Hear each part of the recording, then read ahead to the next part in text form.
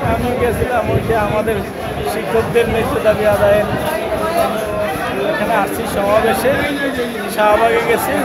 ওখানে পরপর গ্রেনেড হামলা আমার গায়ে দুটো তিনটে পড়ছে। আমি আর কিছু বলতে পারবো না। কতজন আহত হয়েছে? কত হয়েছে আমি নিজে বলতে পারবো না। অসংখ্য অসংখ্য অসংখ্য হয়েছে, অসংখ্য। শাহবাগে তো তখন গেছি, তো আমার ওখানে সব শুনছে, সব শেষ।